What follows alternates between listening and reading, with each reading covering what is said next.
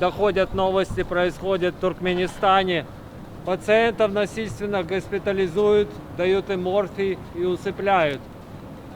И вся эта информация скрывается. Выдают назад людей в пластиковых мешках.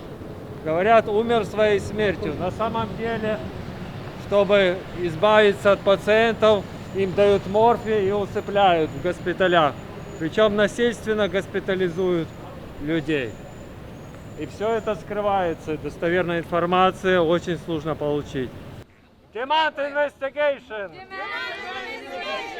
Stop death factory from the hospital! Stop death factories! Stop the factory! Stop euthanasia of patients! Stop euthanasia of patients! Stop euthanasia of patients! Stop euthanasia of patients! Investigation! Investigation!